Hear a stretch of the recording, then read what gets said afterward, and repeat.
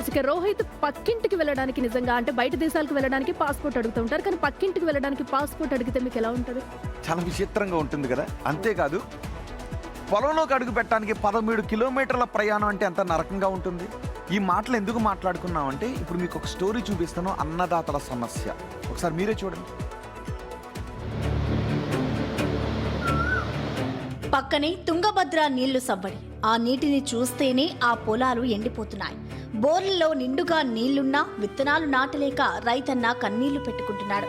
నీళ్లు లేక కాదు, ఆ పొలానికి వెళ్లేందుకు దారిలేక. శ్రీ సత్యసాయి జిల్లా సోమదేవ్పల్లి మండలం పందిపర్తి గ్రామంలో దాదాపు 700 ఎకరాల భూమి కళ్ల ముందే బీడుగా మారుతోంది. హంద్రినీవా కాలువ వచ్చింది, కానీ రైతుల బతుకుల్లోకి బ్రిడ్జిని తీసుకురాలేకపోయింది. పక్కనే పారే నీళ్లు చూస్తూ పండిన పంటను ఇంటికి తెచ్చుకోలేక నరకం చూస్తున్నారు పందిపర్తి రైతులు. ప్రాణాలు అరచేతిలో పెట్టుకొని సొంతంగా ఏర్పాటు చేసుకున్న ఐరన్ పైపులు, ఇనుప చెక్కలపై నుంచి రైతులు కాలువ దాటుతున్నారు. కాస్త అడుగు అటు ఇటు పడితే కాలువలోకి కొట్టుకుపోవాల్సిందే. మరి ట్రాక్టర్ ఎలా వెళ్ళాలి? విత్తనాలు మోసే ఎద్దుల బండి ఎలా దాటాలి? చివరికి మేత మేసే ఆవులు, గేదెలు కూడా ఆ ఒడ్డుకు వెళ్ళలేని దుస్థితి.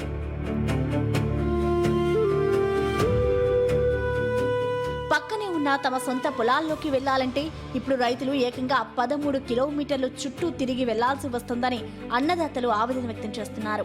కాలువ నుంచి చాలా ఇబ్బంది అయిపోయింది రైతులకి.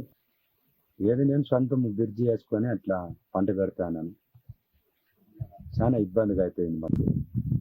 పంట పొలాలు పెట్టుకొని చాలా ఇబ్బంది. పశువులకి రావలేదు. ట్రాక్టర్ రావాలంటే 13 కిలోమీటర్లు తిరుక్కొని రావాలా.